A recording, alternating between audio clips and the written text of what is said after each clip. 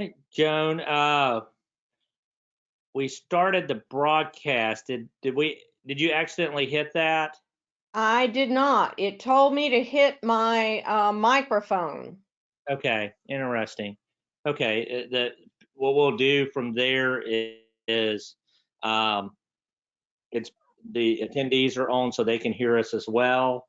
Uh, so we'll just go ahead forward with that as they log in.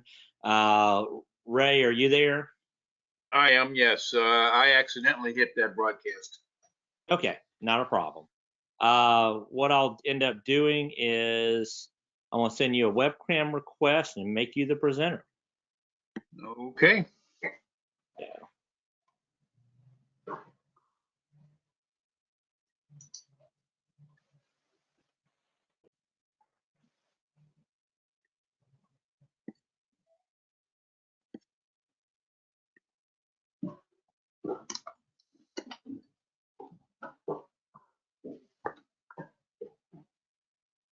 All right, I definitely see your screen, Ray. So you're Okay. good there, and all you have to do is get your PowerPoint up and show your webcam, and you're good to go. Okay. Is there a specific place that I hit over here to bring up my PowerPoint, or I just do it off my computer controls? Do it off your computer controls. Okay.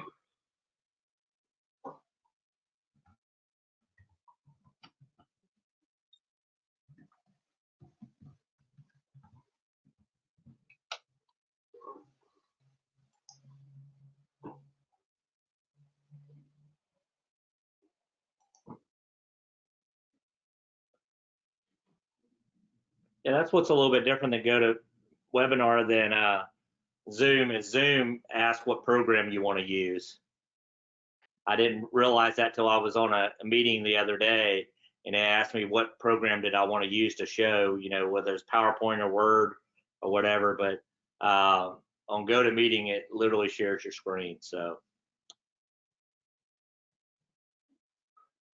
all you have to do from there is your slideshow. And Joan, let's see.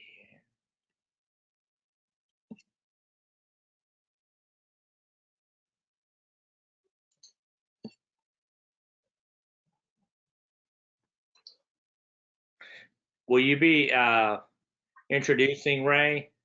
Yes, I will. Awesome. Well, what I'll do is I will just introduce myself very quickly and hand it over to you. Okay. Let the introduction begin, and then we'll start from the slideshow.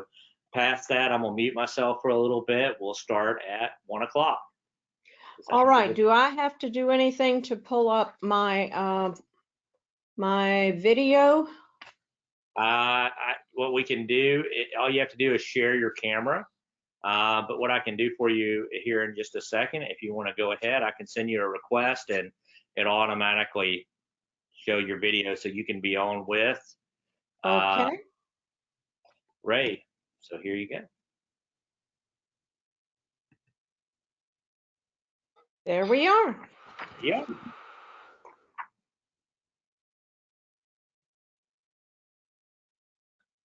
Right.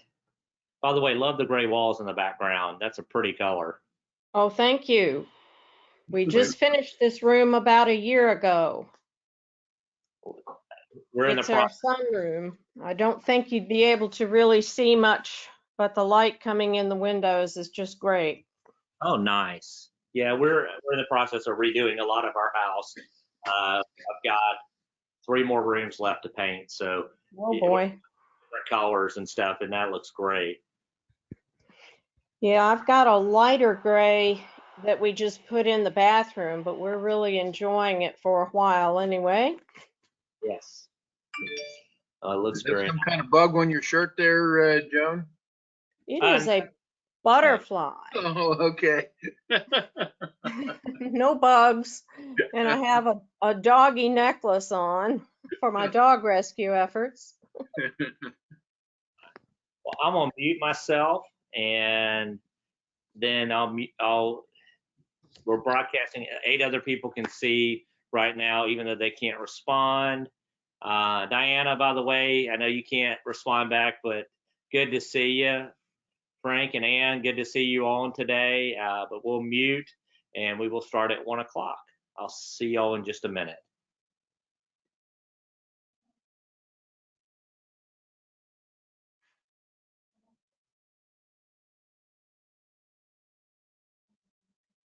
Joan, how's your husband doing? He's doing well. It's been a tough year for him.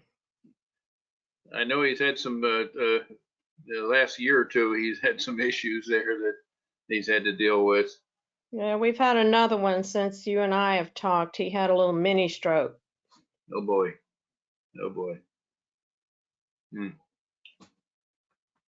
So he's getting over that now, or? Yeah, he seems to be okay. Okay, that's good. All right. I understand we've got maybe 250 or so people signed up for this. I saw that. That's great. I wonder how many people will have that even knows anything about the spotted lanternfly. You know, my cousin in New York said she had seen it in the media up there. She's not much of a gardener, but she saw it, I think, on TV. And apparently they were told if anybody sees them to report it.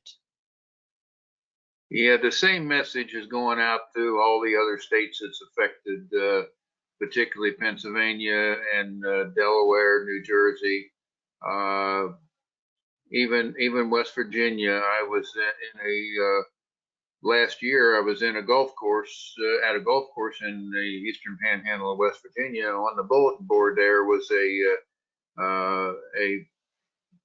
document from the West Virginia Department of Agriculture about the spotted lanternfly. Oh, wow. Which it is in one county in West Virginia. It's spread north from Winchester, in Frederick County, Virginia, which was not surprising.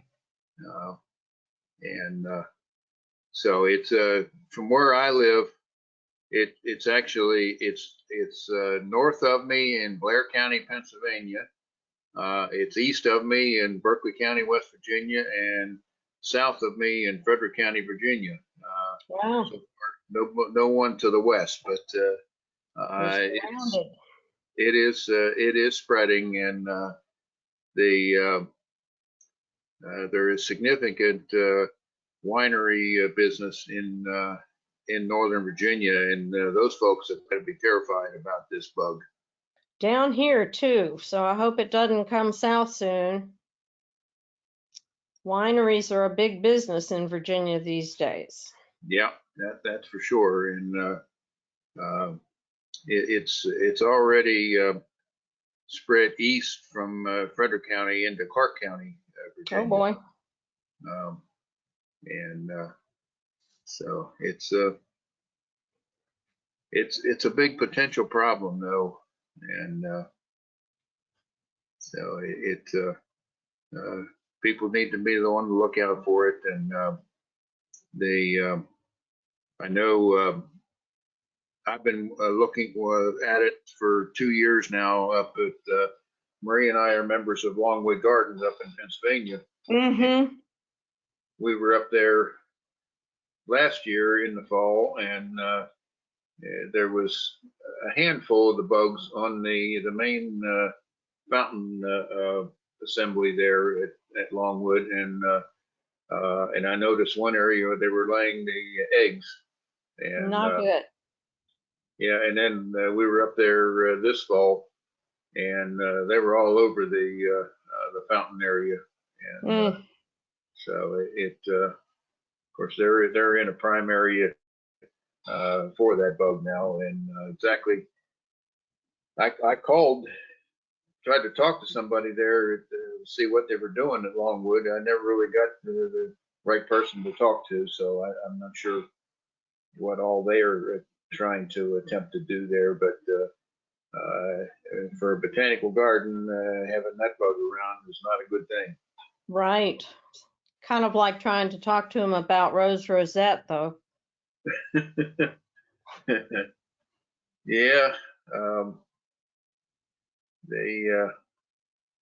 I haven't, of course, I haven't been doing as much traveling this year, but I haven't seen many issues of rose rosette this year that I've been able to diagnose um, as I had in previous years. But I think a lot of that just simply the fact that I haven't been doing traveling to be able to see it somewhere. I see it in commercial installations everywhere here. Yeah, the one place I saw it a lot up there. I've been Penn Jersey has a lot of their meetings in the Gettysburg area, and I saw a lot around the Gettysburg area there. Shopping centers that had knockout roses for just as part of their floral display there, and just all kinds of rose rosette there, and so it. But I had one good thing happen to me with that. I happened to drive by the local YMCA in Cumberland, and I looked over, and they have several knockout roses there, and I saw one area looked like about three of them that looked like it had it. So I stopped and walked over, and sure enough, and I went in the building and got the manager and brought her outside and showed her, and then as I showed her on my phone the same thing, and she took it seriously, and within 2 weeks those bushes were gone, and That's they have great. been replanted. So a lot of times I've stopped and told people about that they ought to do something, and they're like, well, who the heck are you? Why should I listen to you? Oh. But this lady took it seriously. I got barking dogs. I better mute myself. Well, until I don't think it's necessary until we get going here a little bit, but UPS just came down the street and went to the house across from me. UPS gets a lot of attention and barks. Yeah. All right. We're steadily getting people on. Since they can hear me on the other side, I just want to say hey to Deborah Bagley. Glad you're on today. See a lot of names on here. Patricia Blyson, glad you're on today. Thomas Mann, Walt Kilmer, glad you're on. You're going to learn a lot today about the spotted lanternfly. I can't wait to hear what Ray's got to say all about the spotted lanternfly. So thank you all for being on today. We'll start in 10 minutes.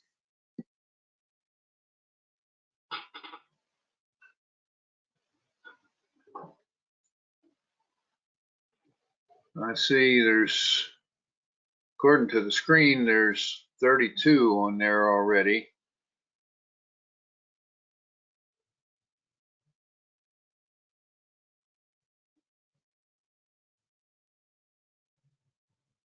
Absolutely. We should have almost 200 on today, Ray. Is that right? Sure. Okay.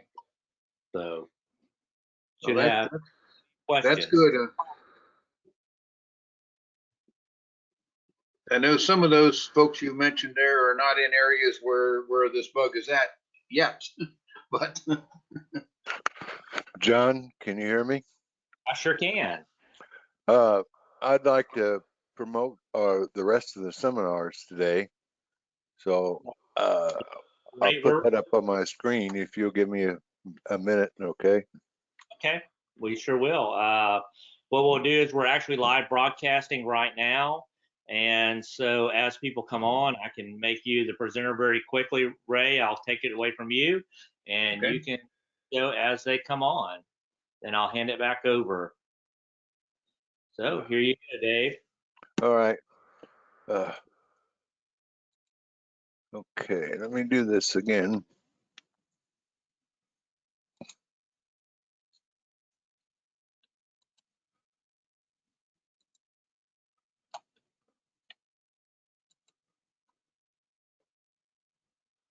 Okay. Can everyone see my screen here? Let's see. I gotta get to be a presenter.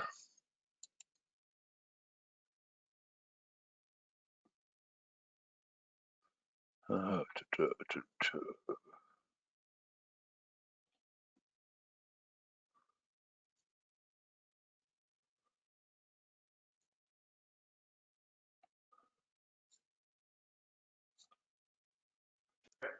I'll just tell you, Dave, if you'll go to view up on Word, up at the top, and zoom it in, it'll make it larger.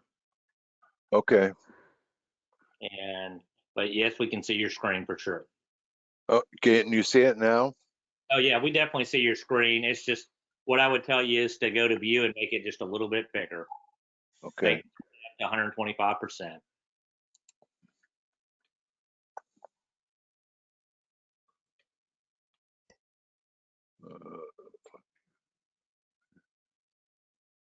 I don't, in the view, I don't see that. Is that in dashboard?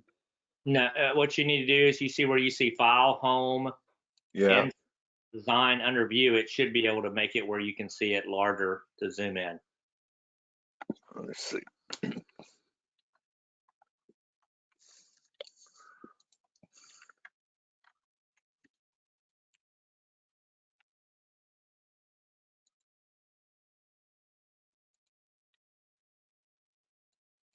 There you go. Make it 140. There you go. All right. All right. Let's see. For those of you who are already here, I just wanted to promote the rest of the seminars that we're going to have, and thanks you, Ray, for volunteering for today. Carol Shockley's going to have one on January the 9th, and it'll be New Roses for Your Garden. And from what I understand, she's been in contact with all of the rose growers and the hybridizers. And so for people like Weeks and others, she'll have the latest information and their new introductions. And then we're going to skip February because that's going to be a CR school. And in March, on the 13th, we'll have the Scourge of Chili Thrips with Kathy Monge. She's from Orange County, California. And she's got them under control now, but it really bothered her for a while. And then finally, Frank Von Linton is going to come up on the end of March, March 27th, and talk about modes of action. In all the CR schools, we talk about modes of action, but most generally we don't really talk about what the different modes are. So in talking with Deb Kaiser and Frank and the other district CR chairs, we thought this might be a good fill-in. Now, Frank's going to add some things here so that if you go to all 4 of these seminars, you will be updated, because we have chemical safety and that's going to be Frank, and all the rest of them will count. Or if you want an update, come to the CR school, which will be next month. Every weekend, or not next month, February. Every weekend in February, we're going to be having another CR school. And I want to thank all the district CR chairs, because they are the ones who work together with Jerry and I to come up with these seminars and the CR schools, and they volunteered to introduce the speakers. And so if you have a chance to talk with your district CR chair, thank them for all the work that they've been doing, because I'll be honest with you, Jerry and I have put them through the ringer, and they've all responded very well and been very helpful. So again, thank you. And back over to you, John.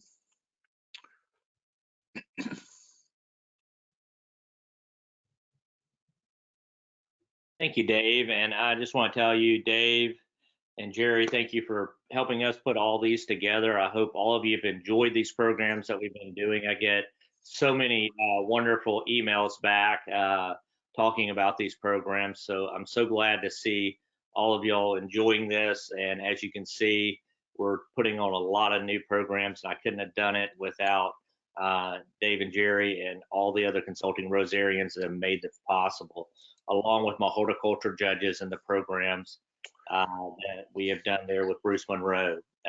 So glad y'all are attending today. Thank y'all for checking us out to spend your Saturday afternoon with us. We will start in 2 minutes, and you'll get to learn all about the spotted lanternfly.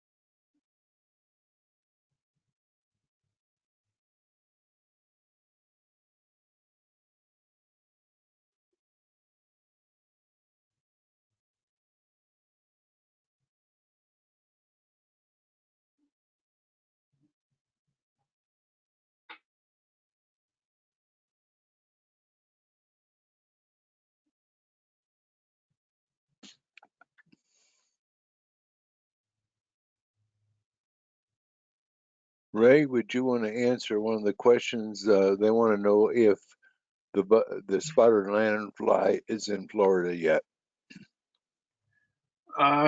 It is not, and it will likely not be because of the climate of Florida is not conducive for this insect.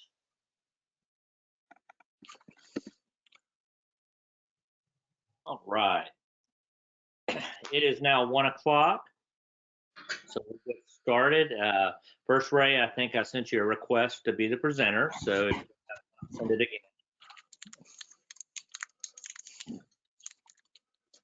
Okay. And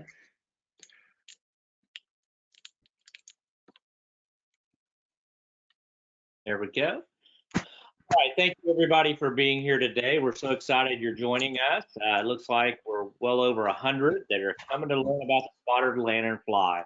To introduce our presenter today, I'd like to ask Ms. Joan Reed to say a few words about Ray Shipley. Joan, thank you. Thank you, John. I'm Joan Reed. I'm from the Colonial District, and I'm the district CR chair. I took over for Ray a couple years ago, and I'm still learning the ropes, so bear with me. Ray has sent me a little bit about himself that I'd like to share with you. He's been growing roses for about 28 years and currently has in the neighborhood of 235 roses. He's been with the American Rose Society for 25 years, and he became a Master Rosarian in 2015. He's also served, as I mentioned, as the Colonial District CR chair for 8 years, and he has been a Master Gardener in Maryland for 20 years. He found out about the spotted lanternfly, easy to say, at a University of Maryland Extension Service program. And most of the people there were in the forestry business, but he was the only Master Gardener who seemed to be concerned enough about it that he did go ahead and get involved. There is a potential danger to roses as well as grapes and apple producers, so he started researching the subject. And now the spotted lanternfly has spread from southeastern Pennsylvania to 4 other states, and he'll tell us more about that. He stays informed on the current research through Penn State and Virginia Tech. And he has presented programs on the spotted lanternfly to master gardeners and rosarians in Colonial District and Penn, Jersey, and has written reports for local district newsletters and local newspapers. So I'll turn it over to Ray. Thank you so much. All right, thank you, Joan. One thing I do have to give a little bit of credit for, I first found out about the spotted lanternfly about 3 years ago. A good friend from the Baltimore area, Anna Wilkinson, sent me a copy of an article that was in the Baltimore Sun about the spotted lanternfly. And as Joan mentioned, I am an Allegheny County, Maryland Master Gardener. And pretty soon after I got that clipping from the Baltimore Sun, I got a notice about the University of Maryland conducting a training on this subject. And I thought, well, hey, I need to know more about this, because this, although it more concerns the people in the fruit and the grape and apples and peaches, that type of business, but it certainly can affect roses as well. So that started my research on this, and I try to keep up to date on it.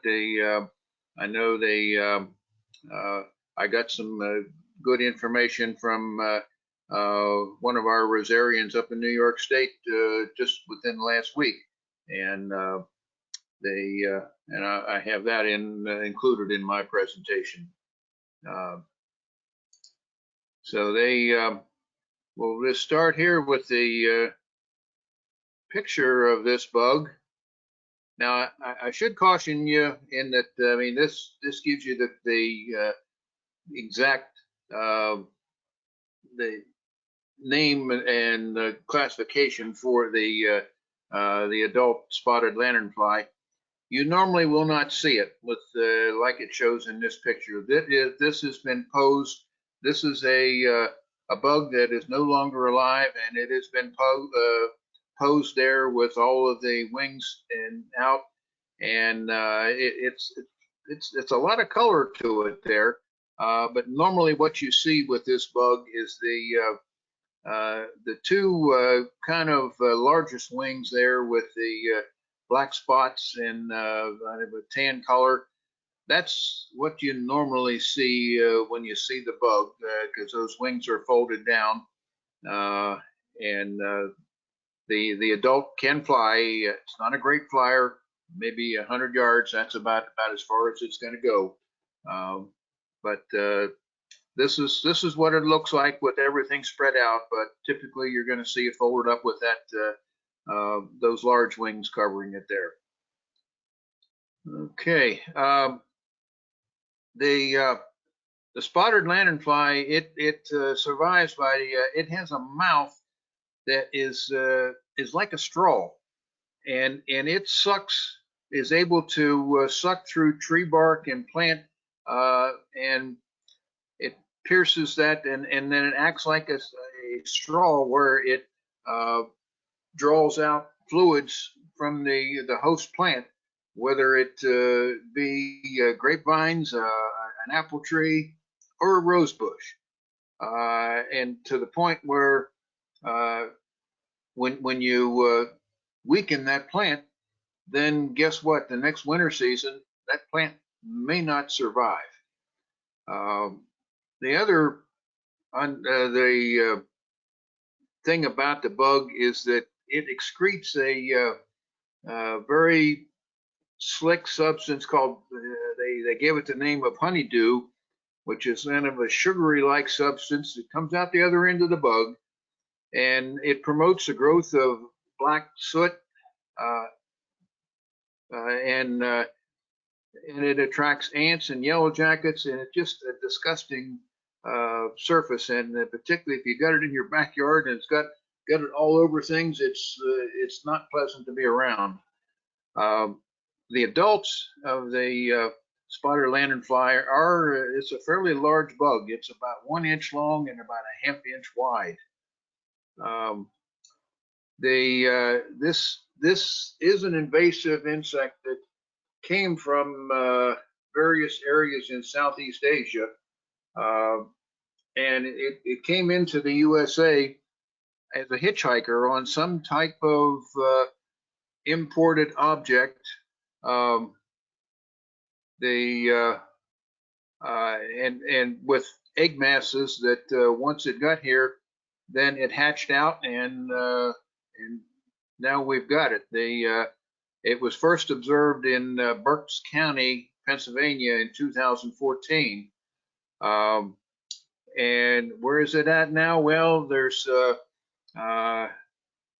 it initially, and I've got an update a little bit later on 2020, was 14 more counties in Pennsylvania, and spreading out from the southeast area in Pennsylvania to then there's 7 counties in New Jersey, and then there's 1 county initially in Cecil County, and which is in the far northeastern corner of Maryland, right below Pennsylvania, which that's not hard to figure out how it was spread down there. And Hartford County is right next door in Maryland.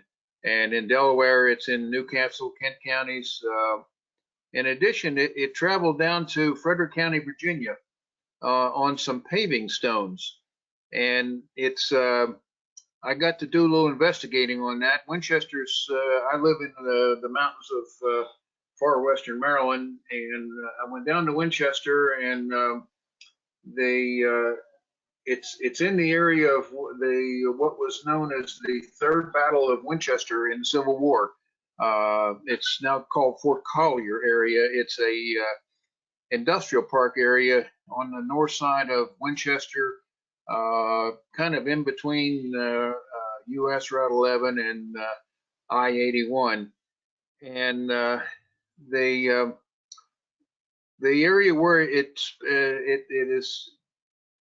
started in that area is where that Third Battle of Winchester, which happens to be about 50 yards from Frederick County, Block and Stone.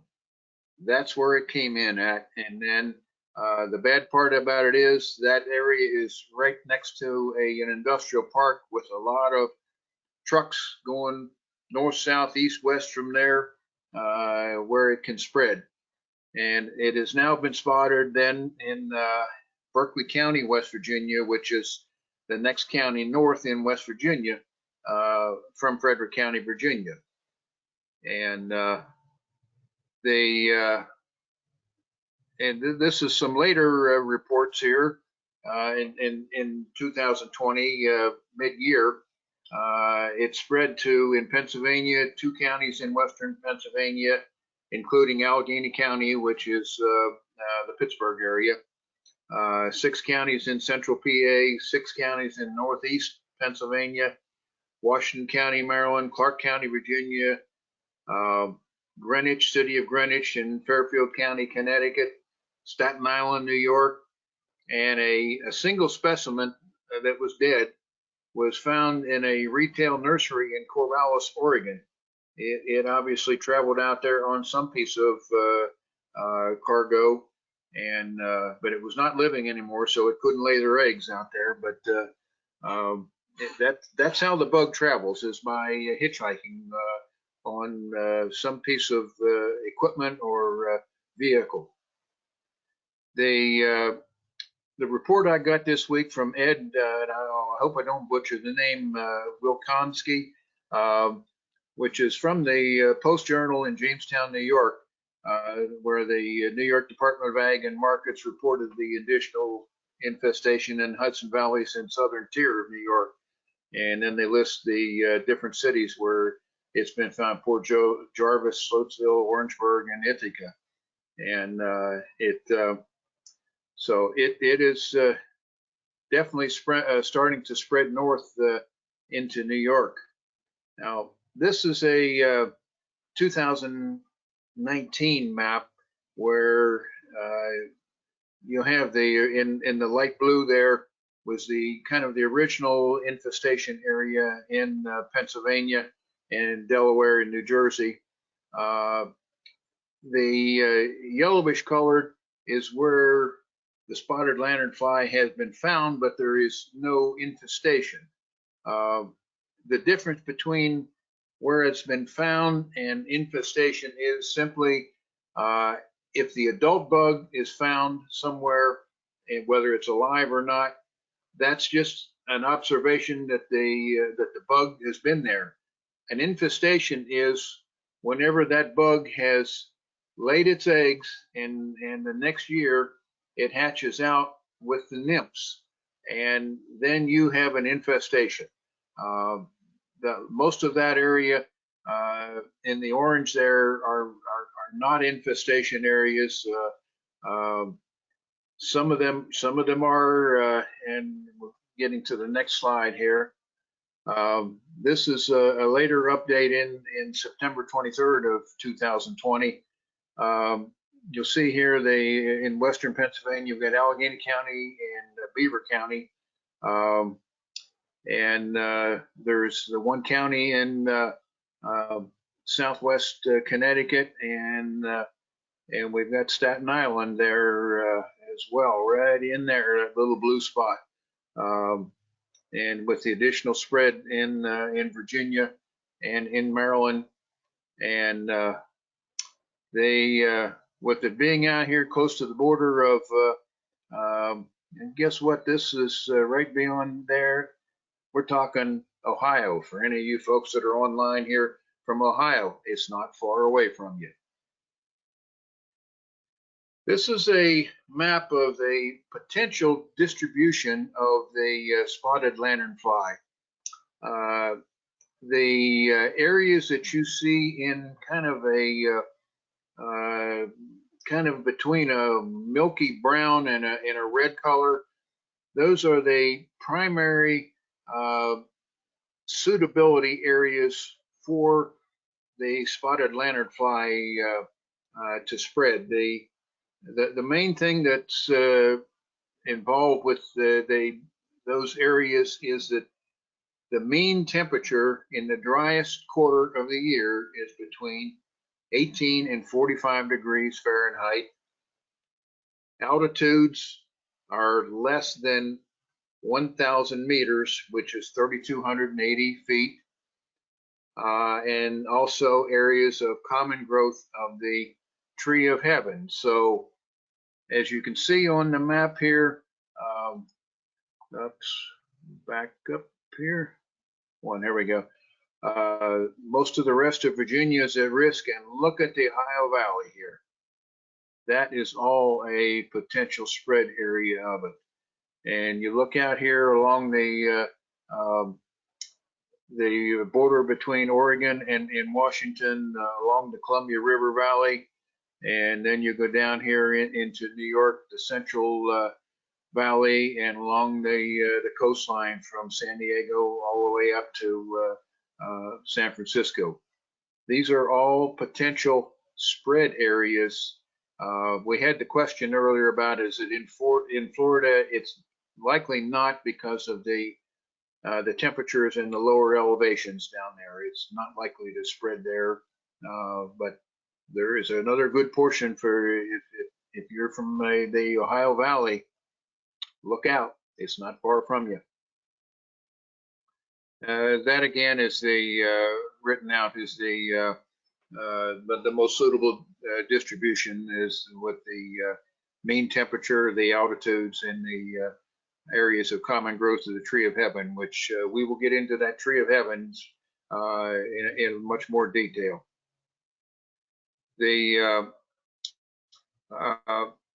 As far as that pest being on roses, there was a Philadelphia Inquirer report of a case where spotted lanternfly was on roses in Phoenixville, Pennsylvania, in Chester County, and it was the nymphs It was on knockout roses, and the owner was using a environmentally friendly option of knocking the nymphs into a solution of soapy water and vinegar, or you could use alcohol in there as well. And there is a picture of the nymphs. This is not long after they have hatched from over the winter. The adult spotted lanternfly does not survive the winter, but it leaves the egg masses and they hatch out in the spring. And this is what they're going to look like. They're going to be black initially, and then they turn red before they become an adult. This is on a rose bush in Chester County, PA. This is a lady that is, she's holding the bucket there and she's knocking the nymphs off into that. Kind of much like what I do with the Japanese beetles, where I knock them off into some soapy water. That's all it needs with them is to kill them. But it can and will be on rose bushes. That is a knockout bush that she's working on there. And this is some winery, the grape harbors that the owners are trying to protect by putting netting over. I'm not sure how well that works, but obviously he's went to a lot of effort to try to protect that. This is the life cycle of the spotted lanternfly. You can see starting over here on the at about the 1 or 2 o'clock position. In May or June, that's when they hatch out from the eggs. And then they go into, that's called the first instar, and then there's a second instar, which is a little bit bigger. Then the third instar is a little bit bigger yet. And then with the fourth instar, they turn red. And then the adults, you're looking at the adults from July to December, and they start laying their eggs somewhere between September and December. And then the eggs are wherever they lay it on. They can lay it on various trees. They can lay it on a vehicle. They can lay it on a railroad car. Wherever they find a place that they can lay it, and if it goes undetected, then next spring you're going to have the next life cycle of it. And but this is the life cycle of it. It just they only live 1 year, but with all the eggs that they produce on it, they can really cause a spread. This is where you've got some third and fourth instars. You've got the black ones as well as one of the red ones there. That's a first or second instar nymph. They cannot fly. None of the instars can fly. You notice they do not have wings. They only crawl. Here's an example on a grape harbor. If you look there, it looks like some type of red wine there producing grapes. You see all the insects, and they're all on they're not on the fruit.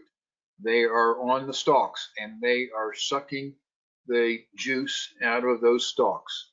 And that's going to make for a very weak plant. Here's another picture on an apple tree. Again, they're not on the fruit, but boy, are they all over the main stalks there, sucking the juice, sucking the life out of that plant. That's what the bug does. This is an adult female, and it's laying eggs. And they lay an egg, and in most cases, they put a coating over it so that it better survives the winter. Here's an example of it with the eggs are on kind of the left side of it there, and they weren't covered, whereas underneath that covering, which is a kind of a tan to a brownish colored, Starts out more of a lighter color and turns darker over the winter time. But that's what everyone needs to look out for and try to eliminate that. The host plants, I mentioned the tree of heaven. Well, that's the plant's called the Ailanthus altissima. It's commonly called the tree of heaven. I call it the tree from hell because it is another rapid growing invasive plant from Southeast Asia. And it was introduced into the Philadelphia area in 1784 in the West Coast in 1850. And it can be grow to a height of 80 to 100 feet and are very difficult to kill. The insect also prefers grape plants, apple trees, and of course they've been observed on ornamental plants. Well, roses, yep, yes indeed. And there are 103 plants that the spotted lanternfly are known to feed on, including native plants, non-native, and cultivars. And there are 69 other host plants for egg laying. This is a large tree of heaven.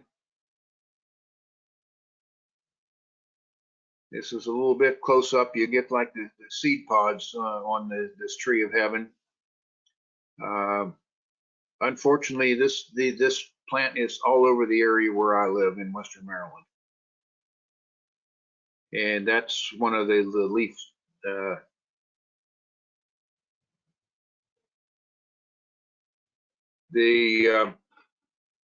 as I previously mentioned, the insects feeds on the juices from the plant stalks and tree trunks.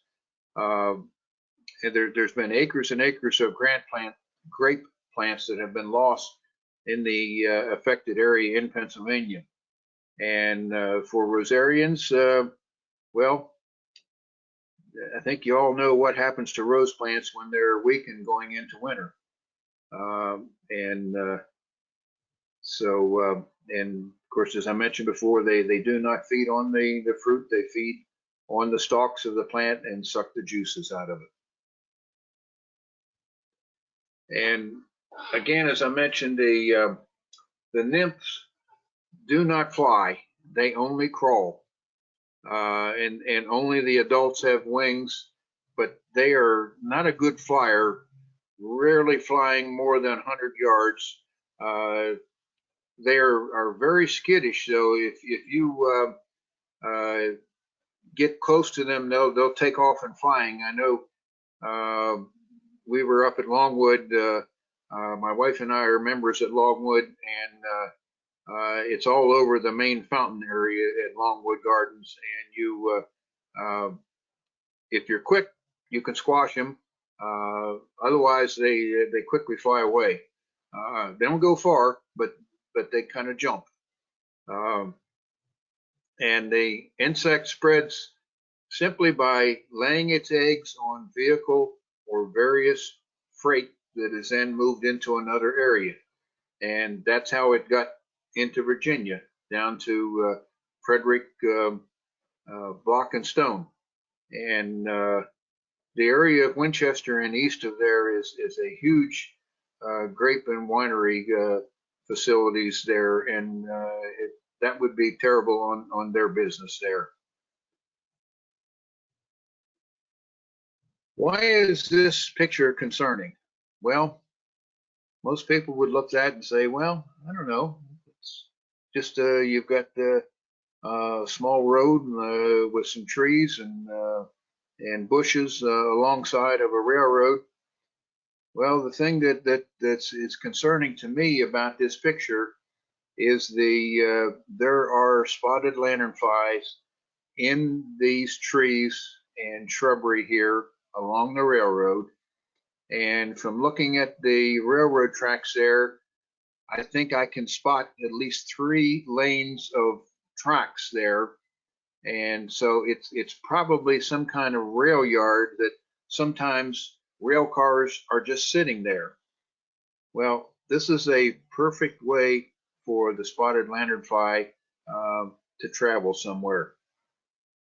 The bugs fly from the tree here, go over and lay their eggs on the side of this. This is a trailer van on rail, double decker there. You notice the word JB Hunt, that's a trucking company. And then wherever that is, this is in Pennsylvania. I don't know exactly where, but if there are eggs laid on there and nobody catches it, nobody sees it, does anything about it, wherever that piece of freight goes to, then that spotted lanternfly can be a new infestation.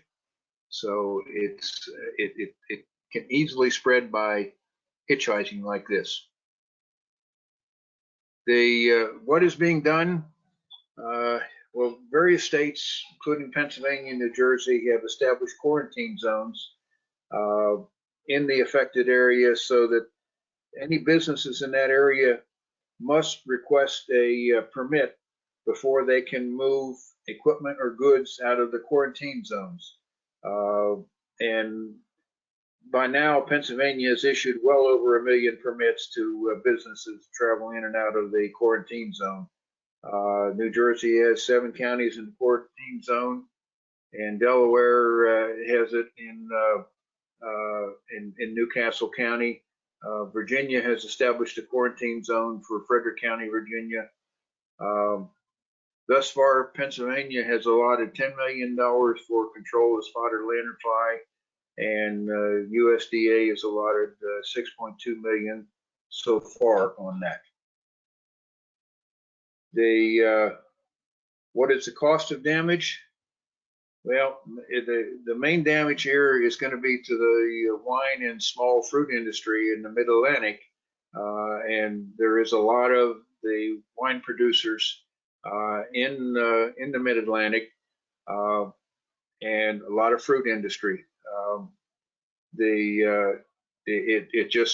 mean, the Virginia area around Frederick County, which is Winchester. Winchester is known for their Apple Blossom Festival, the first weekend in May, because there's apples all over the surrounding areas and out in the production areas outside of the city of Winchester. And but not only is it damaging the plants, but that honeydew, which is a very objectionable substance, and it's of course, in addition to other insects, it's a home for the black sooty mold, which nobody wants. So it's just not a good insect. And in addition to quarantines, many producers in the wine business have already started eradicating the tree of heaven from anywhere near their grape fields. Some have used sticky bands around the trees to trap the insects. Particularly note that the nymphs do not fly; they can only crawl, and they will crawl up and down the trees. And if you put the sticky bands around the trunks of the trees, you're going to catch most of them. And I've seen reports of people developing some elaborate netting type to trap the nymphs. And the only bad part of the sticky bands is it also attracts some unintended targets like birds. And obviously removing the egg masses from the surfaces also helps, either by burning them if it's a non-flammable area that it's on, or scraping them off and soaking in alcohol, killing the eggs. You can spray the plants with contract insecticides to kill the adult in them, and most contact insecticides are effective, but you got to be constantly spraying to deal with it. As far as getting rid of the tree of heaven, there's a couple of products that you need to cut the tree, and then you need to soak the stump of the tree with either one of these two products, the trichloroclip, or whatever, how you pronounce that, I'm sorry, or Garlon. Both of those products are available from Amazon or do your own pest con do my excuse me it's do my own .com, domyown.com. You can obtain those products and to be able to soak the stumps of the tree of heaven. And there's also a tactic of not only cutting up and then hacking at the stumps to kind of breaking it up and then spraying the material in there. You know, by doing that, if you kill that tree, you're eliminating some of the host for this bug. These are some insecticides that are known to be effective as far as spraying the actual bug itself.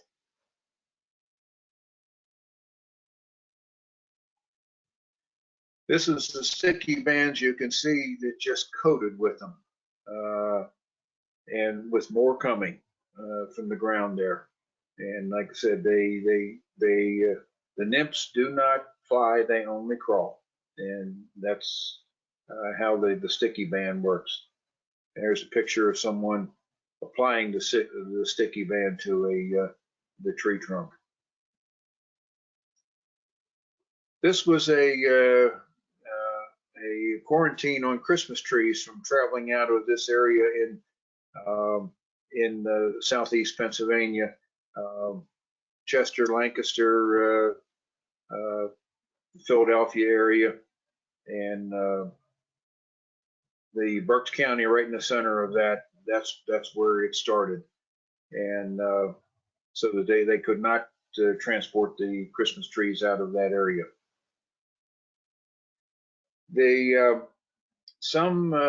Are there any natural enemies? Well, there are some spiders and praying mantises been known to kill the spotted lanternfly, but unfortunately, there's not enough of them to be an effective deterrent.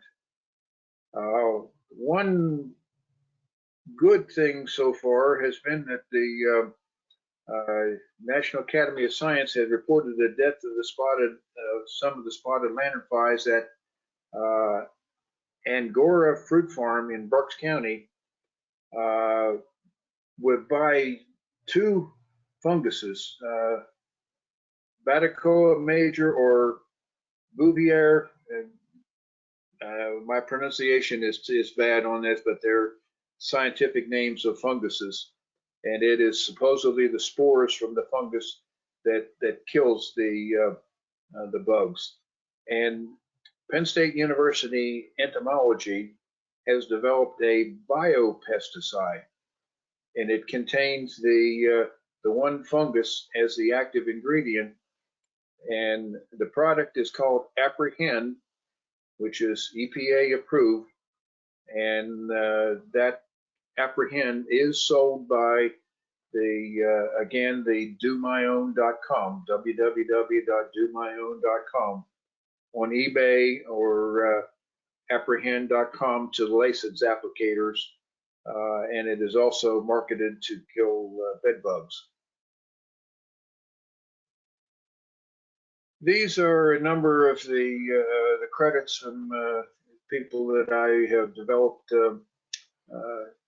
doing research on this project, and the states particularly involved is Penn State in Pennsylvania, Virginia Tech in Virginia, and University of Maryland in Maryland, and University of Delaware in Delaware, and now New York State is having to with Cornell is getting more involved in it because it's starting to spread north into New York State, and so they're having to deal with it up there. And that's my youngest grandson gardening with me in one of our rose gardens. He's about 3.5. Okay, that is kind of the end of my slideshow, and I would, I guess at this point in time, we'll open things up for questions on there so that folks, you can go ahead and unmute yourself if you have a question, and we'll try to answer them as best we can. All right, we'll start with Linda and Ted Berg. All right, I'm gonna unmute you, and you'll also need to unmute yourself on your end.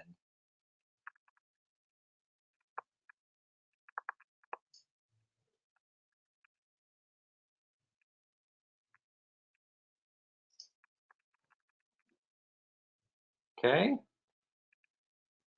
We will go to the next person.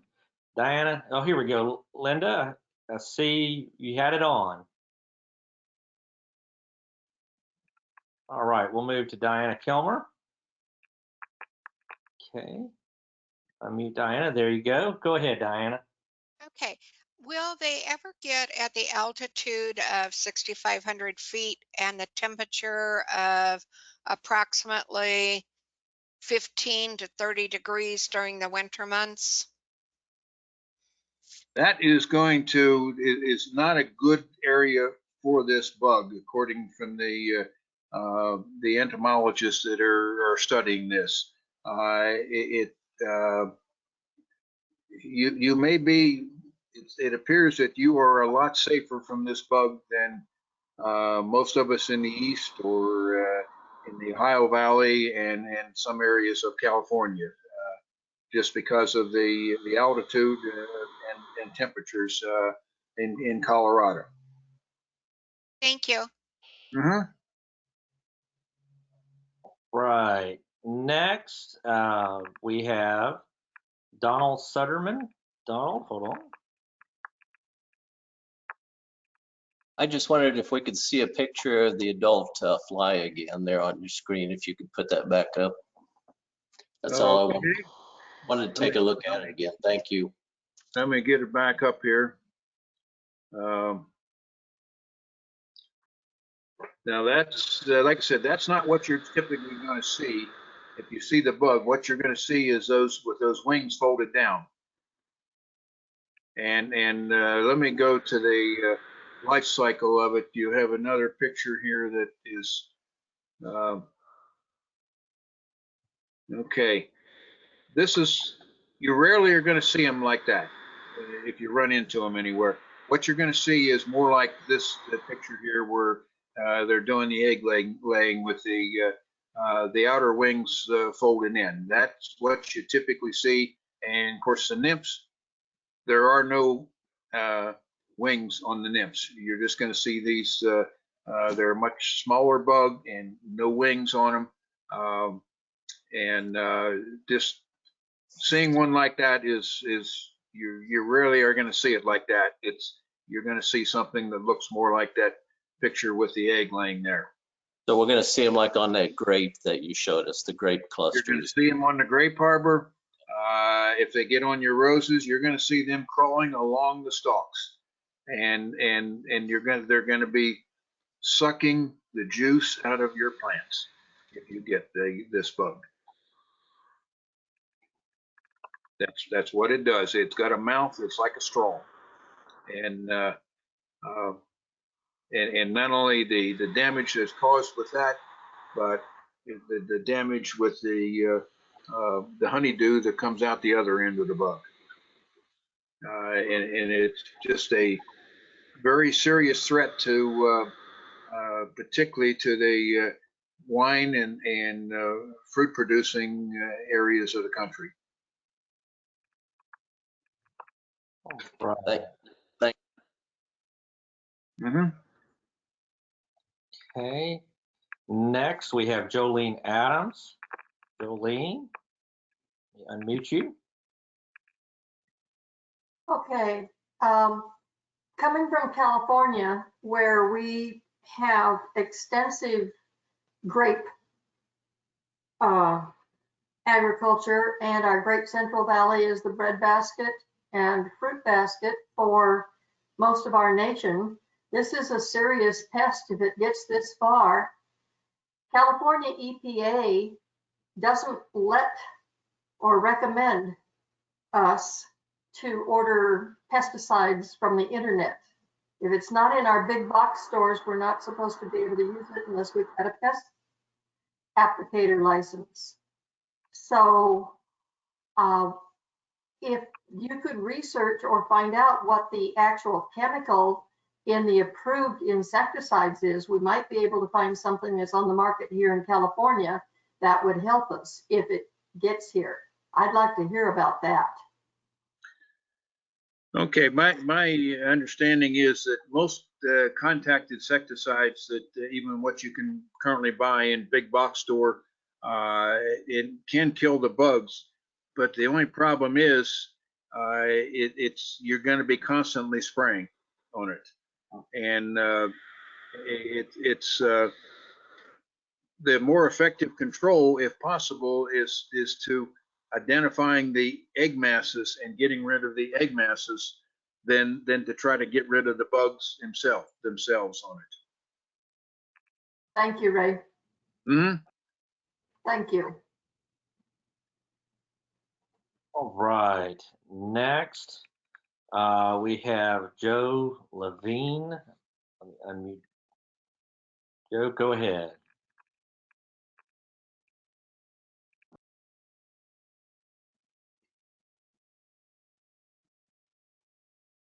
Jay Levine. There we go. Can you hear me now? Yes. Great. Okay. I live in Indianapolis, Indiana.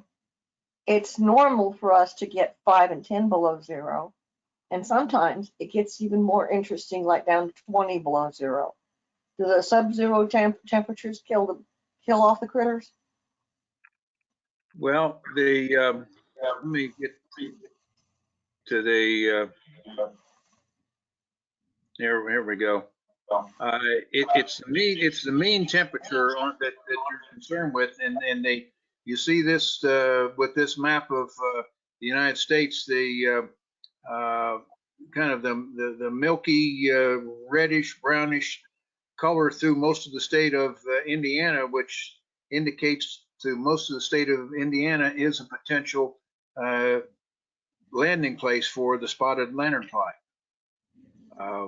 And if the particularly the egg mass, if the egg mass is covered like most of them are,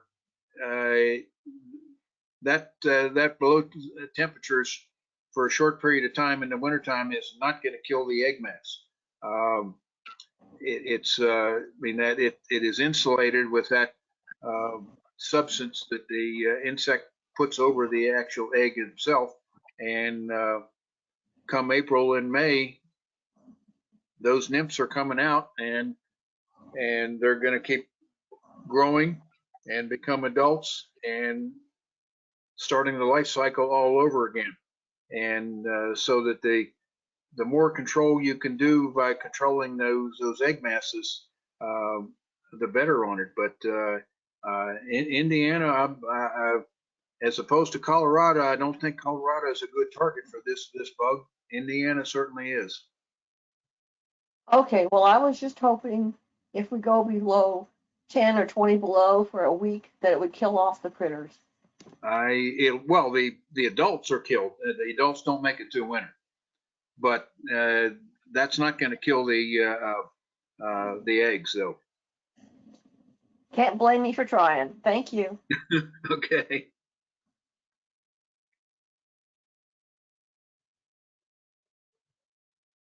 Next, we will go to Rose Gallardi. Rose.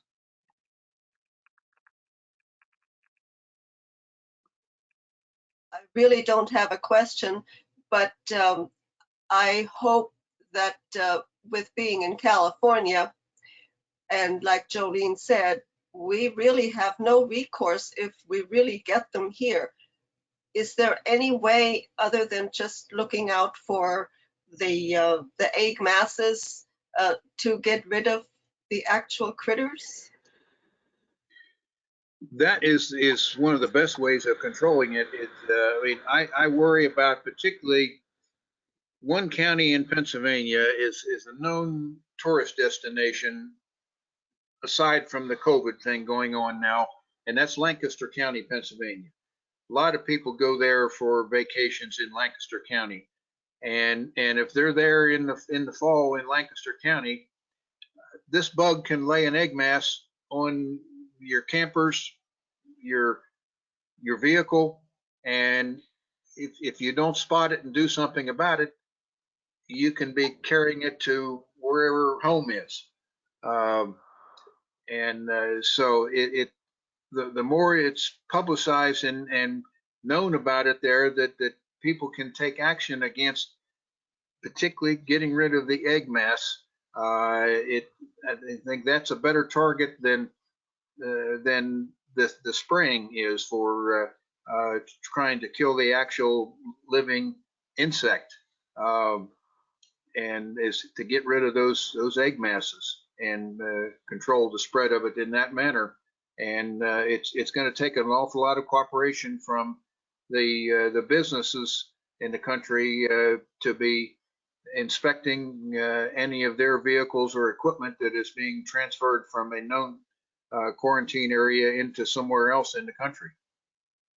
What are the natural predators? You said they came from Southeast Asia. What are the predators there? Would you know? Not sure of that. I know the praying mantis and it was one other insect is a natural enemy, but there's let me get down here to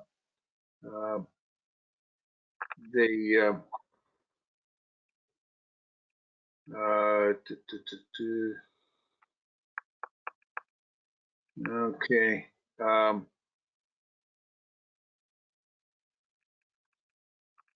But the currently in the United States there is not much as far as natural enemies to be able to sufficiently attack this this insect.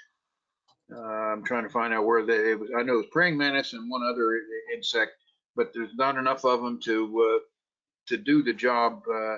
And the one thing that was kind of looks promising is that bioinsecticide that Penn State University has developed, and that has been very effective in killing the insects. But again,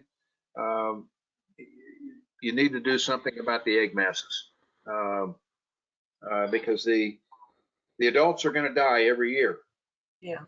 And then if they've laid the egg masses and nothing's done about the egg masses, well, it starts all over again next spring.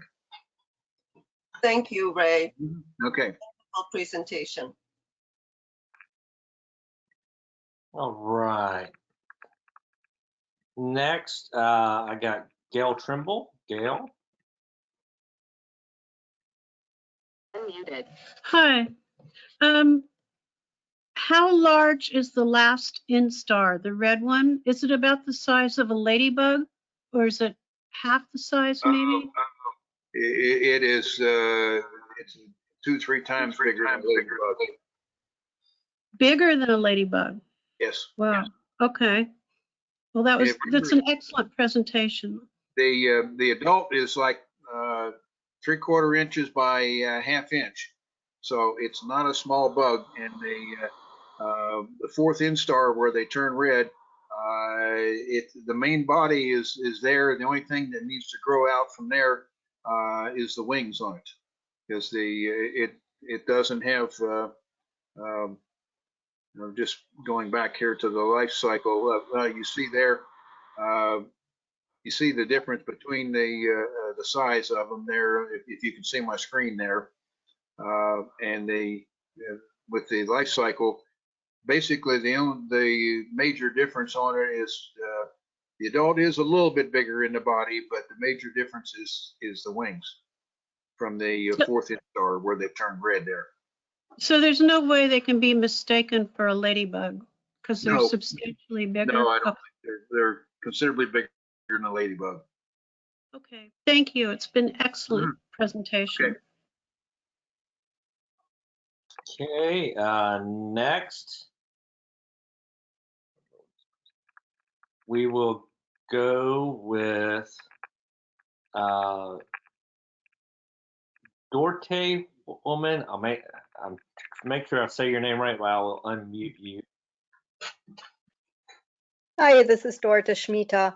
I live in the greater Atlanta area and I'm a master gardener, and I also serve on the board of the American Hydrangea Society. My question is, since we down here grow a lot of ornamental plants and many hydrangeas, which have really, really juicy stalks, even more so than the roses, are they going to affect other ornamentals potentially down the road, or are they only affecting the plants you have mentioned in your presentation, including the roses, which I also have about 200 of? Other ornamentals, certainly. Now, I just pulled back up the map here of the potential spread.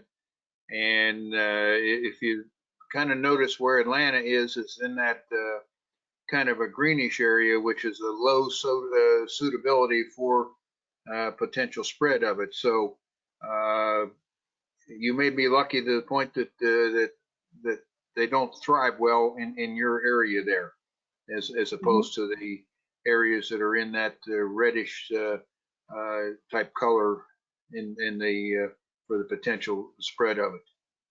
So they will eat anything as long as it's juicy. Oh yeah, they'll yeah. I mean, roses. Whenever I first started doing research on this, it was all about just grapes and apples, which that is the biggest target, where the most dollar value damage can be done. But and I thought, well, I mean, with this mouth like a straw, I mean, they can easily go through bark that is relatively thin, and guess what? Where that describes a rose to the T, and it would be easy for them to suck right into and suck the juices out of the roses and other ornamentals, certainly. And Okay. they would love that if you're in an area where they are likely to survive. Okay. Thank you. I just think if they ever make it down here, the extension office will get many, many calls about that. And so I know how to answer them correctly. Thank you. Okay, thank you.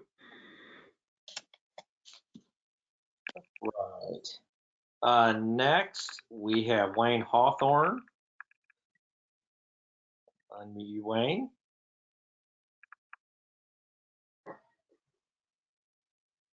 There we go. Hi.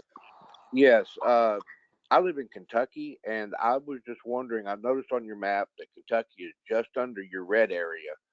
What is the future forecast of that area widening, maybe coming down into Kentucky, and how many years might that be? That's kind of an unknown subject right now. Okay. I mean, it's taken, let me go back to the map here of the original maps here of, I'm going the wrong way here, where it first came into Pennsylvania here. This is the blue area on the map here, where it's in southeast Pennsylvania and Delaware and Jersey. That started out in 2014. Okay, that's 6 years now, and from that we now have this plus some additional in the southern tier of New York. How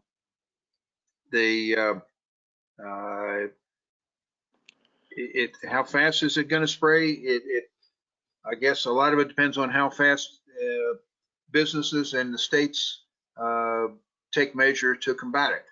I mean, I would be, when I look at the map here and see it in Beaver in Allegheny County, Pennsylvania, you're basically right next door to Ohio, and Right. And seeing it be in Ohio next year would not surprise me. If you're in Kentucky, I don't know, 2-3 years, who knows? Okay, I was going to say 3 or 4 years. Unknown subject. Okay, So I guess what I'm looking at is here in Kentucky, we're not at a dangerous time right now, but in 3 or 4 years we might be. So the what's going to happen with the research trying to find a way to control this? You know, the time period on that. Are we going to have a chance to maybe get away from it because of that research?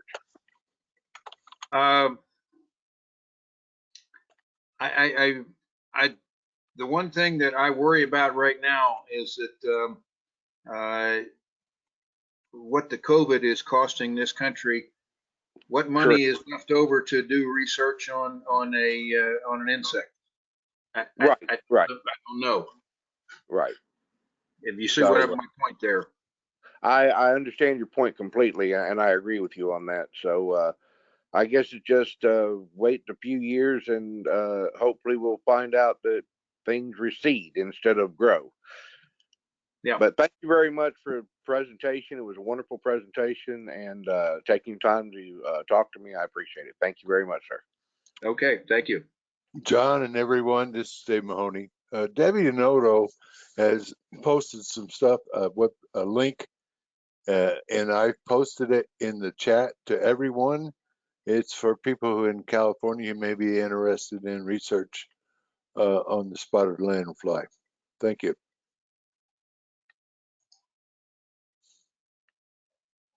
Thank you, Dave. And I was about to ask her if she wanted to say a few words, because I'd also seen the same thing. So Debbie, I'll come to you real quick, unmute you, and you had your hands raised earlier. I was looking for you. Okay. Can you hear me? We can. Oh, good. Thank you so much for an excellent presentation. It just was wonderful. Yeah, I know that I too am a Master Gardener. Shout out to us Master Gardeners out there and Rosarians. I know that UC Berkeley has been doing some extensive work up there because we are known in California not only for wine, but also where I live in Fresno, it's the raisin capital of the world, and therefore grapes. And same thing with peaches and all sorts of fruit that we grow here. So they are doing a lot of research. They are looking more at biologicals, controls, and specifically, I believe there's a parasitic wasp that attacks that particular bug in Asia, and so they're looking to see what would be the results of if they imported that. What sorts of things could they? Looking to see if that's going to be a problem or not, if that was imported to try and kill the bug. The bug has been found here, but it was dead. It transported in on some cargo. So we haven't found any live bugs, knock on wood, so far here in California. But I know that they're really actively researching it right now because it's something we do not want to have established here in California. No, you don't want it at all. In that picture with bugs on the trees, that's enough to give you the willies. So yeah, we definitely don't want it here. So All thanks. right.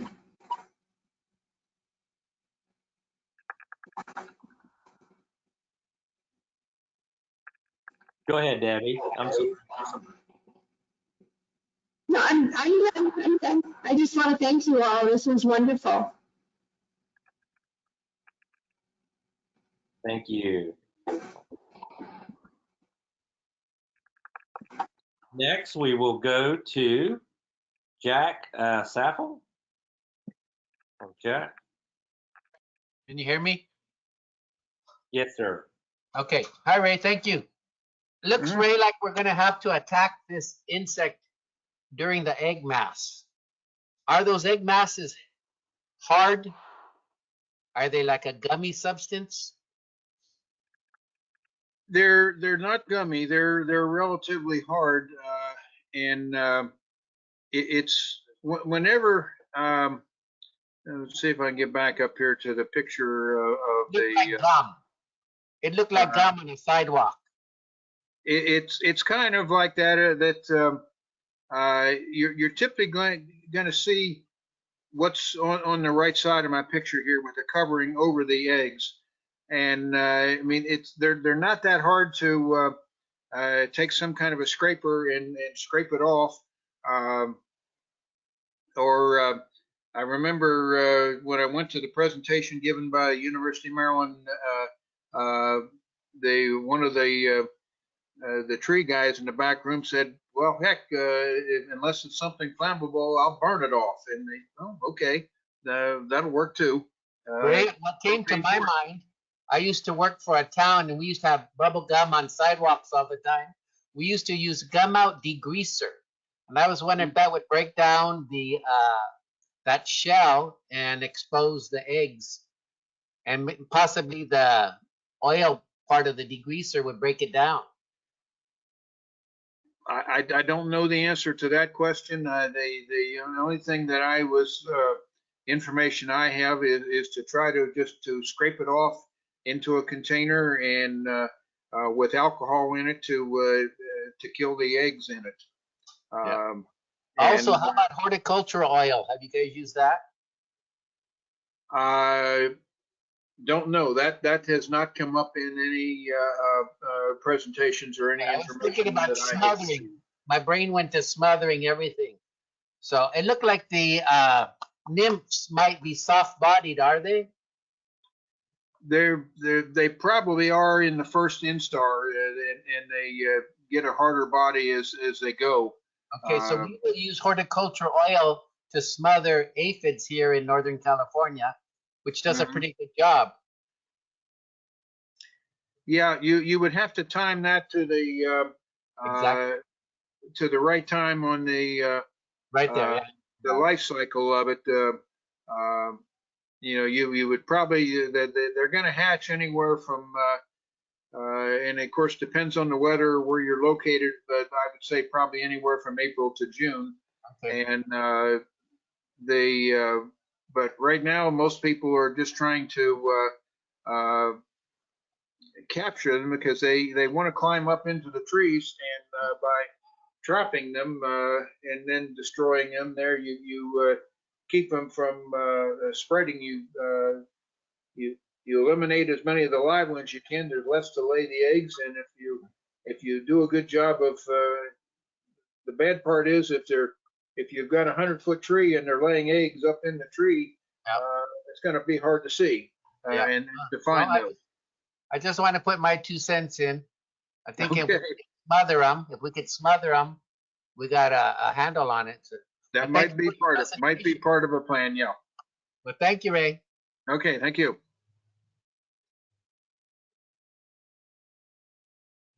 Next, I'm going to call on Mickey LeBrand. Mickey, just 1 second.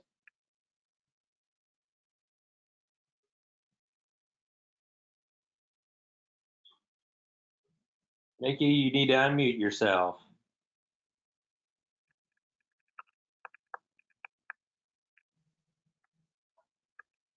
Okay, we'll move on. I'll try to come back to you, Mickey. I'll send one unmute request real quick.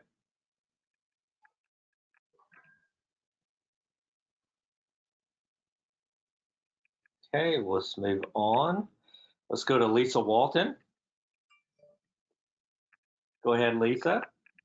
Hi, I'm Lisa Walton, and I actually happen to live in Lehigh County in Pennsylvania, not far from where the spotted lanternfly was first discovered. So we've been dealing with the pest for the last 4 years. Was kind of hoping when I signed up for the seminar to hear more about the experience of other rose growers in my area. We trade a lot of information back and forth on Facebook groups as to what works and what does not work. So I can answer a couple questions that some people have had. Yes, the nymph is soft-bodied, and it's much easier to kill it with an oil of your whatever kind of oil you want to when it's in the first instar state. And the second instar state, they're little leaf hoppers is what they are. And so when they're little, they don't hop quite as far as they start hopping when they get bigger. And they develop a harder shell. So by the time they get to the red stage, it's really not worth trying to spray them anymore. You're better off trying to knock them into water or trap them with a sticky trap. The issue that we were having out here in my area is, as was just commented on, is that yes, you can sit and you can scrape all of the masses that you want to that are like within your arm's reach, so maybe 7 feet high in the air. But the trees on my property are 30 to 40 feet tall. So I can't, you have to try and stop the bugs when they're little, rather than waiting for when they get bigger. I've had a lot of luck with organic oil. The pyrethins are what I go for because I try to stay as organic as possible on my property. I was excited to see, and this was news to me, was the fungicide now that's available that had made big news out here when they found out about the fungus that seemed to be killing it.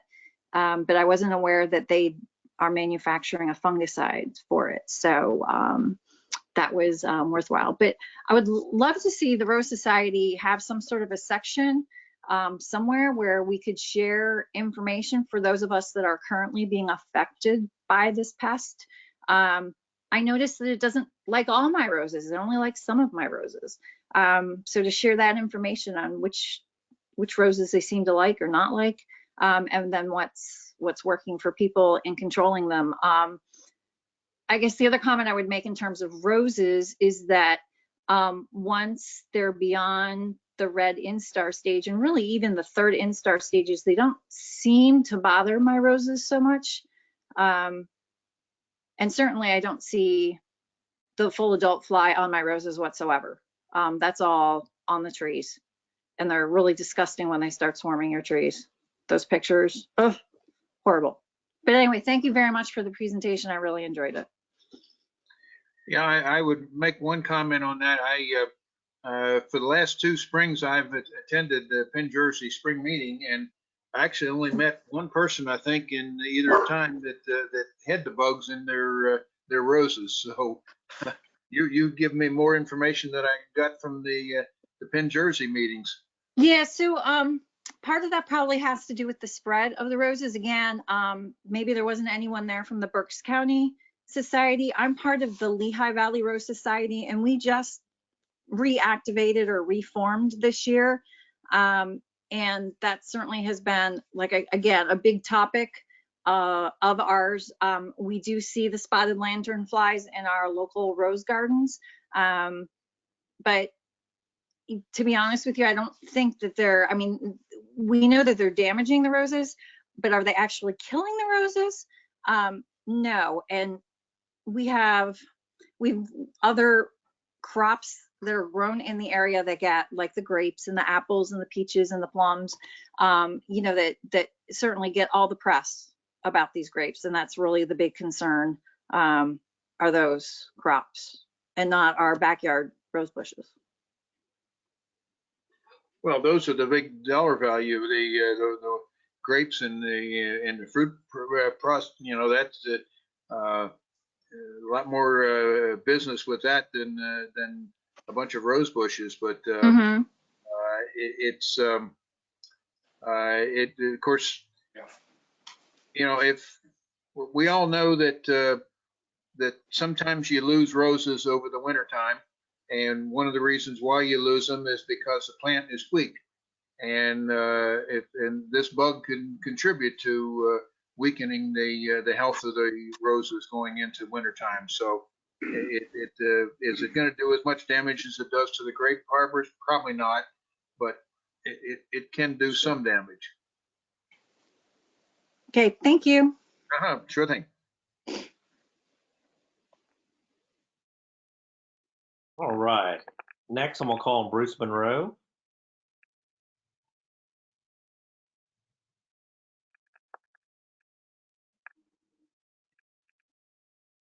Ray, hi Ray. I just wanted to tell you, Bruce? okay, I had them on Dortmund this spring, and I'm in North Delaware, for those of you who don't know. I'm in that area that was shown as a quarantine area on your map. And I've seen tree rings, some of these rings around trees east of me. I killed one. I killed one at Longwood Gardens last year. I was up there by the fountain garden where you said they're all around. And the area east of me, along the railroad tracks, not surprisingly, had a very heavy infestation, and they're sort of moving across northern Delaware.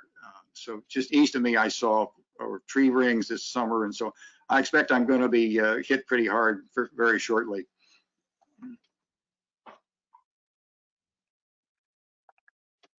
Yeah, that knows him. I mean, I've been up there twice in the fall at Longwood, and I only saw the bugs around the main fountains there. Didn't see them anywhere else in the whole property. But they were all over it this year. Thanks very much. Uh-huh. All right, next, Marilyn Ferguson.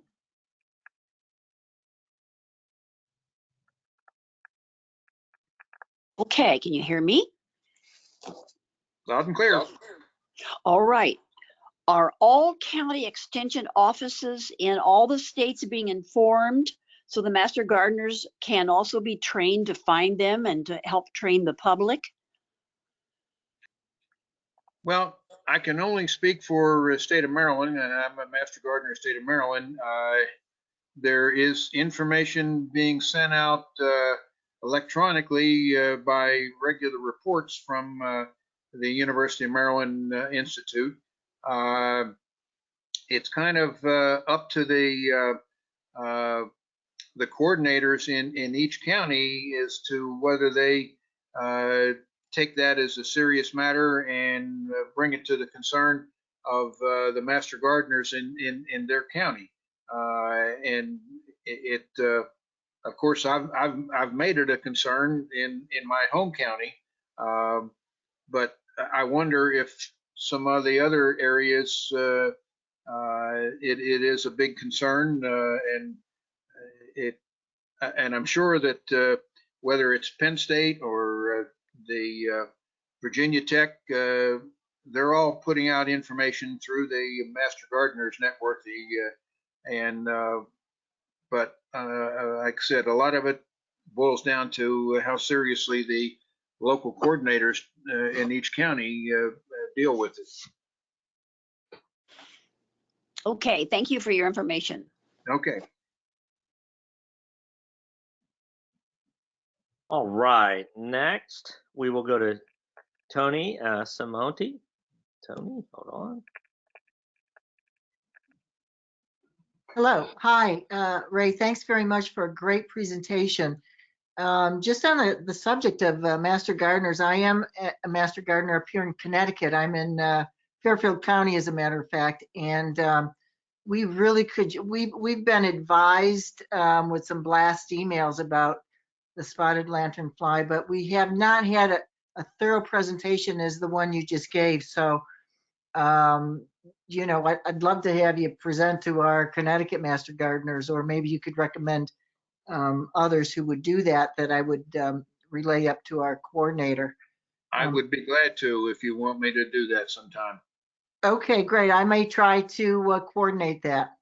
My Okay. question about this is, you said that the adults don't fly very far and the instars don't, can only crawl. So I'm wondering what their mobility is, sort of in my, let's just use my garden as an example. I'm not near railroad tracks or anything. If there's not an egg mass nearby, am I going to get this bug? And if I do have it, I guess I should start looking for an egg mass, because they don't seem to travel by themselves very, very far distances. Is that correct? Well, the bug is not a good flyer, and the information that I have is that maybe 100 yards at maximum. They don't fly well in any distances. They travel by being hitchhikers. And that means laying the egg masses on something that some type of cargo or vehicle that's going to move somewhere else. And definitely, if you see the egg masses, please do something about them. If problem is, sometimes you may not see it. It may be kind of hidden. So sometimes, you know, if you do a little thorough searching around your property, if you're in a known area where they've been known to be there, and of course they're in the one county there in southwestern Connecticut.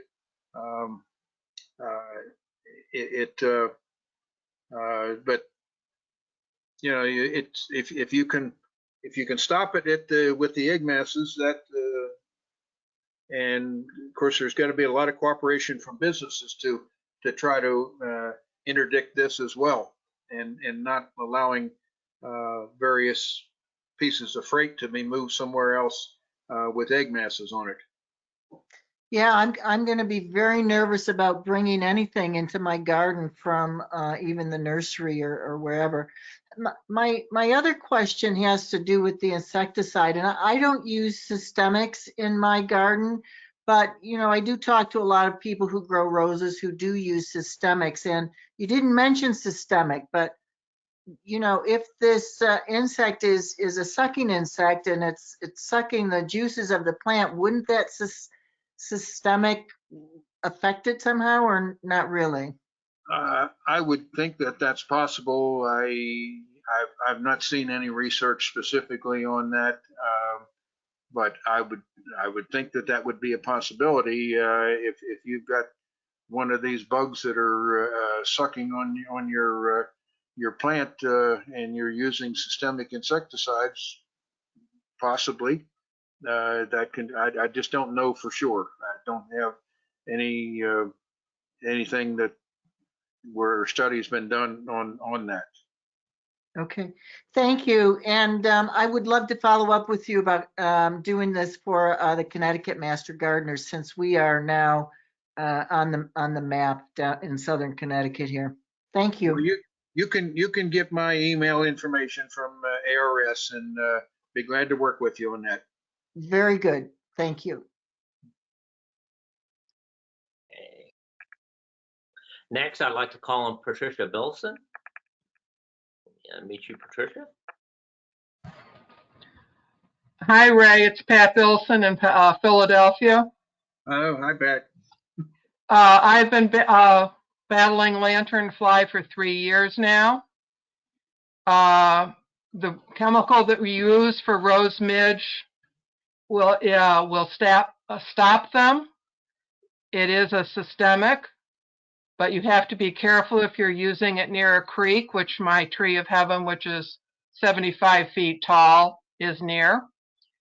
If you use these strips around the trees, cut them in narrower bands, and then make sure to monitor them and change them. It's best if you work at the nymph stage as they're crawling up and down.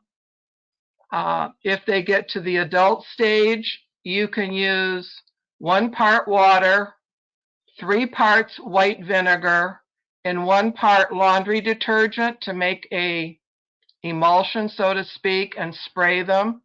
This seems to be fairly safe for both the roses and the trees.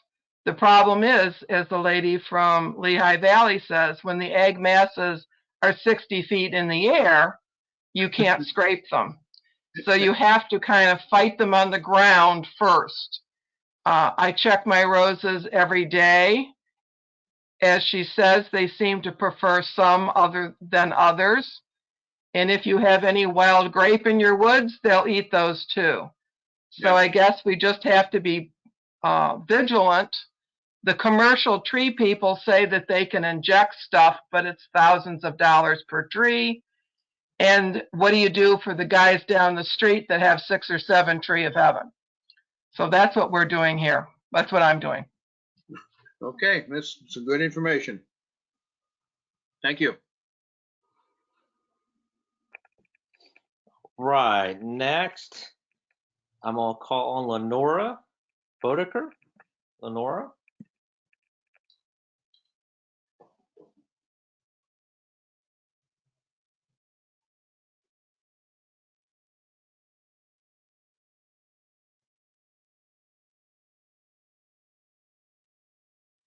Okay, Lenora, you're gonna have to unmute yourself.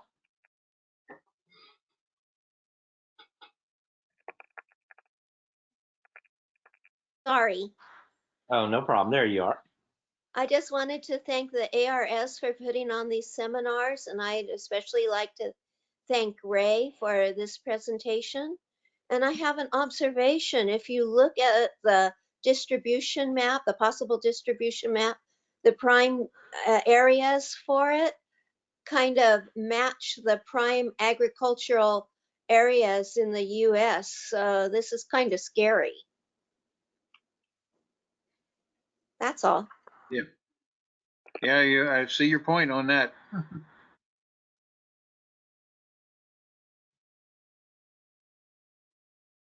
All right, next I'd like to call on Mickey LeBrand. Hold on, Mickey.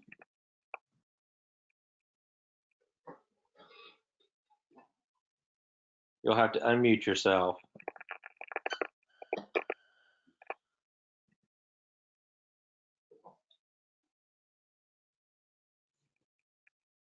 Okay, we will go to the next person, David Stever.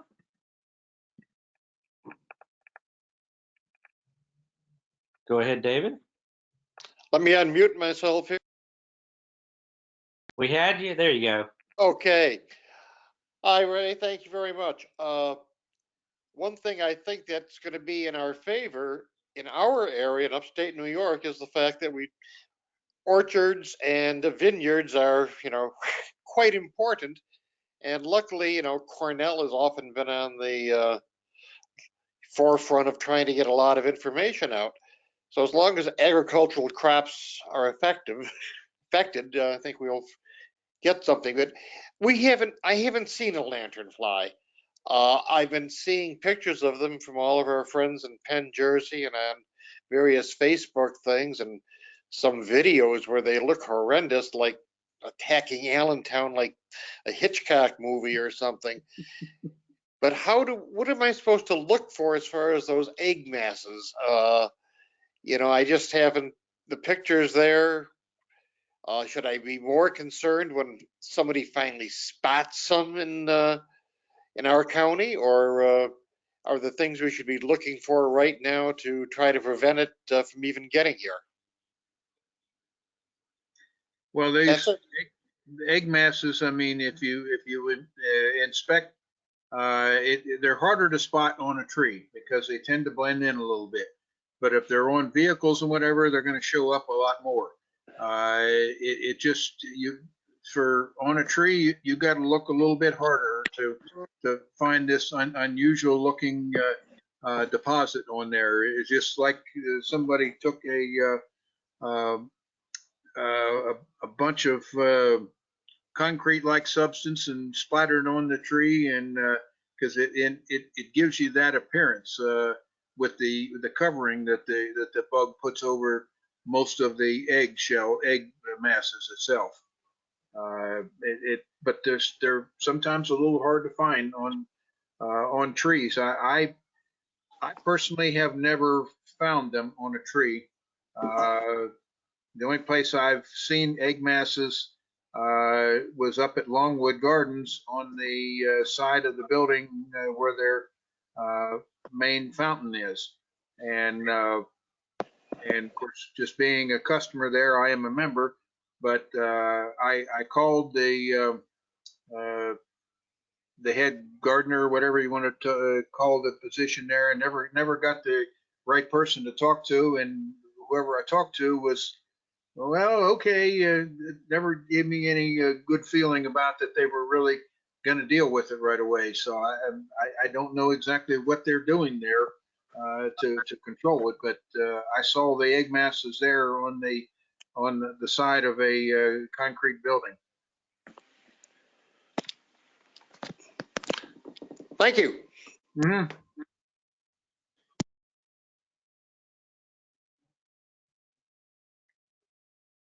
We have one more question. Joe Levine. Oh, well, let me unmute you real quick. Go ahead. Thank you. Yeah, this has really opened my eyes. I didn't think I had no idea about this, and wow, thank you for the education. Now, that being said, I make every effort to make my garden and my roses bee and butterfly friendly. And I love the idea of putting sticky stuff on there so that the bugs can't get there. But there are any chance that my butterflies and my bees could get stuck and be hurt? It's possible. It's possible. I think it would break my heart if I saw a monarch stuck and I couldn't get it loose. That's why I've heard one description where a gentleman devised some type of a netting trap that would direct the climbing nymphs into an area where they're collected and then destroyed, and that would be less likely to cause damage to other critters than the spotted lanternfly. I've never had a good description of exactly what they made on that, but it would be something additional to find out about than this kind of a trap thing. There, you'd have less mortality on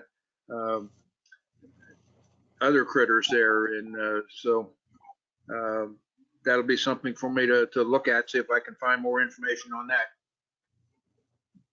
That would be great. But meanwhile, should I just Google lanternfly trap?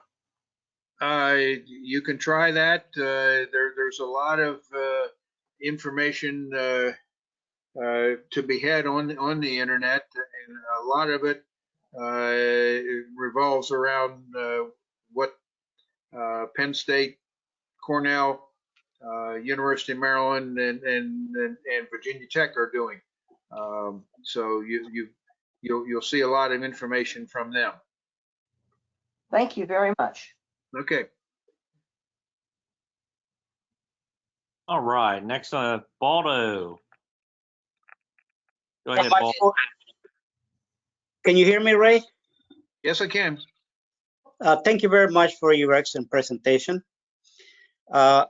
Being a former employee of the California Department of Food and Agriculture, I'm very aware of this pest.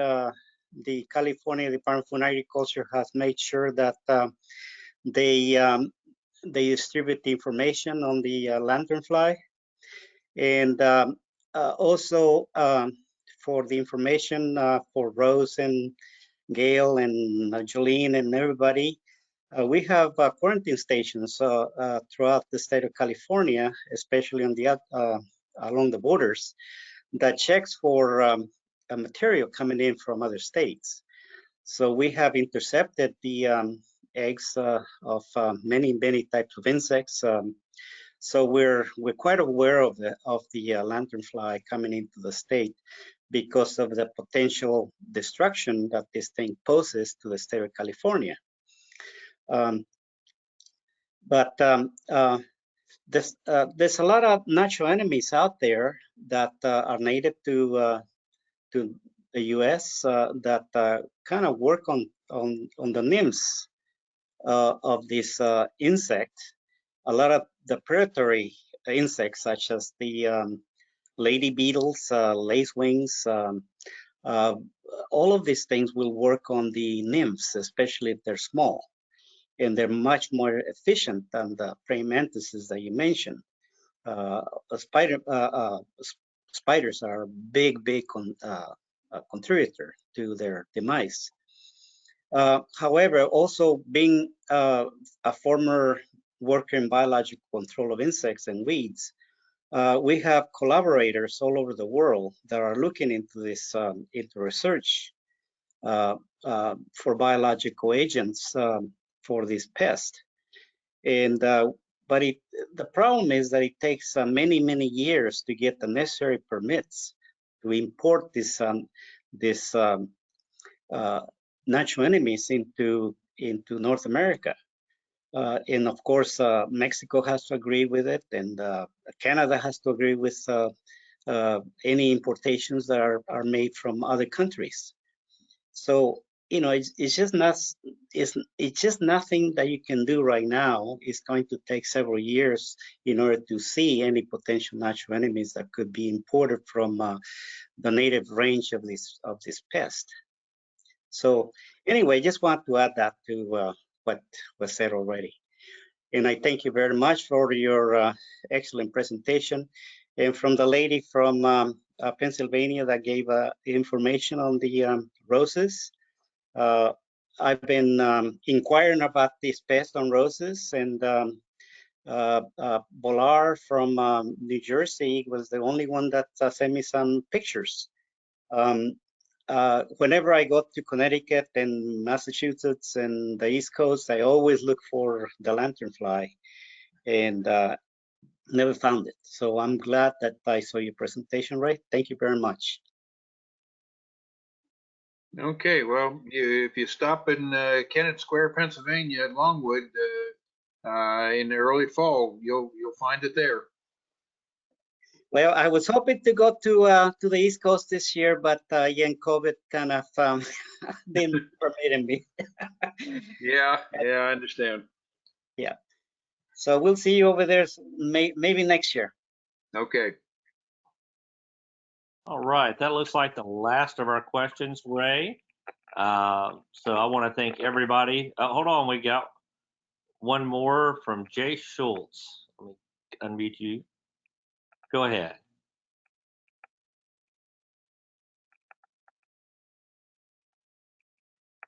Hi, can you hear me all right? Yes. My question is the life cycle. In 1 year's time, how many eggs are laid at one time, and how many times does the adult lay eggs in a year? As far as how many they lay, I have not heard any research on that as far as a count on that. Basically, there is one season for laying eggs, and that is September to December. So apparently there is one part of this one section time-wise there, the cycle that they lay the eggs, and that is like I said, from September into December, depending on your local climate, kind of. I'm here in Indianapolis, and I was wondering if they have multiple egg laying sessions during that period of time. I'm not sure whether they lay eggs just one time or whether they do it multiple times. I don't know the answer to that right now. Okay. All right. I thank you for your presentation. Okay. Thank you. Bye. Mm-hmm. All right. We also have one more question from, I think that's it. All right. Well, thank you for all being here today. Thank you, Ray, for putting on this excellent program. With that, I will close down our program on the Lanternfly. Have a wonderful weekend. And thank you for being a member of the American Rose Society. And if you're not, Thank you. rose.org. Thank you.